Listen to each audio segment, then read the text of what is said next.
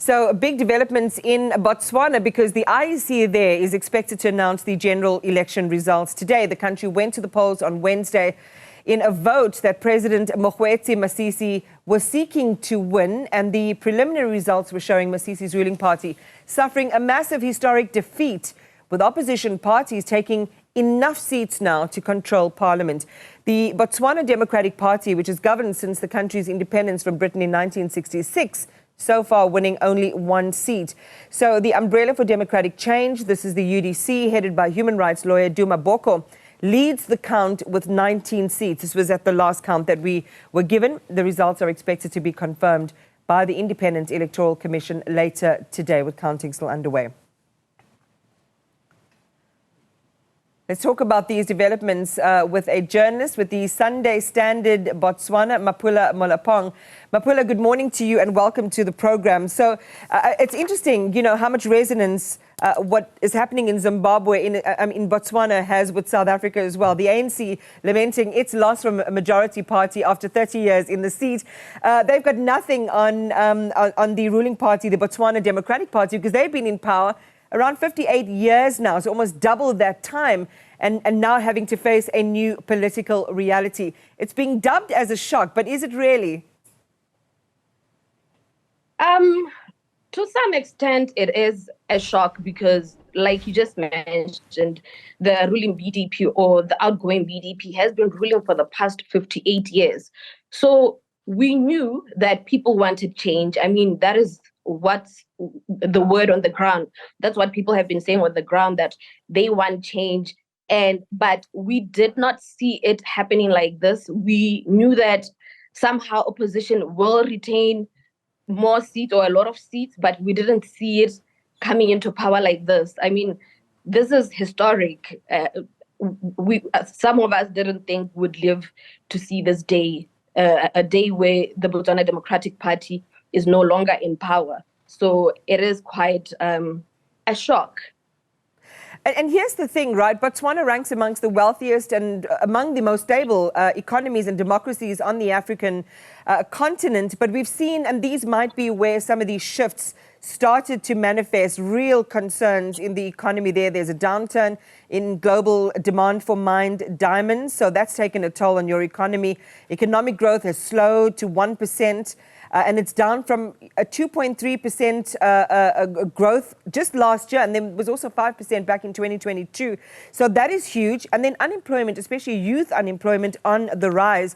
It would seem as if the governing party was so ensconced in its legacy position in having the reins on power, but all these very real issues are facing not only its economy, but also its population, provided a bit of a blind spot there. Tell us about some of the other electoral issues that were brought to the fore. Some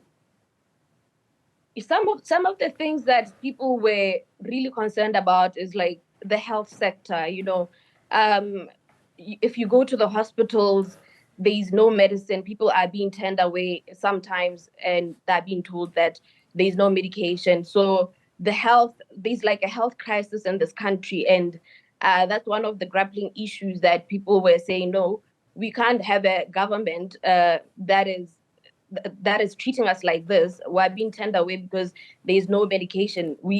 This is not the Botswana we're used to. So this is like one of the major issues that Botswana were just like, we can't have a Botswana like this. Our health system has always been robust, but what we've seen in the past years or since COVID-19, it has been a totally different story. And like you're saying, the youth unemployment is very high. It's quite high. And young people were saying, you know what, BDP, you're not giving us the jobs that you had promised when you came into power. So why must we vote you when you are not giving us jobs? And besides that, like salaries, people are not earning decent salaries. And that is what the Umbrella for Democratic Change is promising. They're saying, we will give you a 4,000 pula minimum wage. And because right now it's about 1,500 pula, and it's not enough to meet the demands of so many Botswana. Like it's very minimal. So yeah, so those are just some of the issues.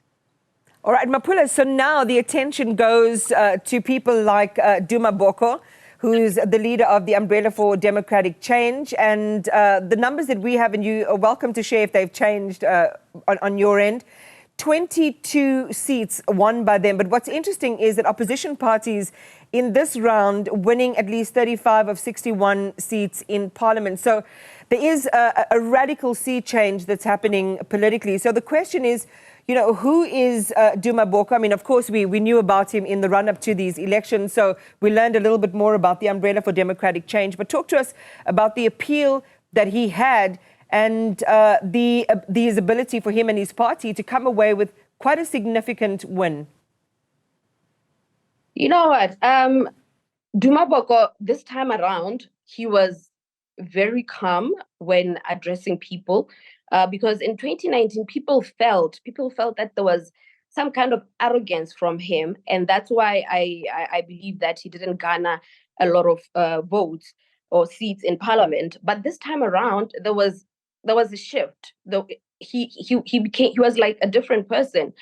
So people resonated with that because he was speaking to a regular or a normal Botswana who is struggling to make ends meet. You know, he was speaking to the bread and butter issues of this country that are a concern to each and every person. You know, he is saying minimum wage is 4,000 pula. For anybody, if you ask me, that is a very welcome development.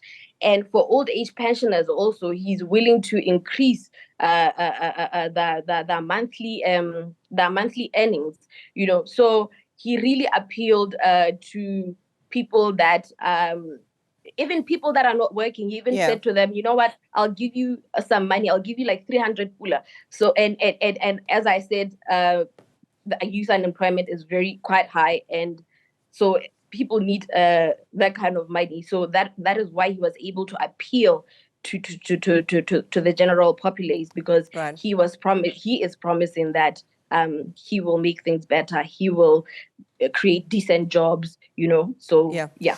Well, thanks for that. Thanks, Mmapula. It's a different morning in Botswana. Just talking about developments insofar as the elections are concerned. Sunday Standard Botswana journalist Mmapula Molapong.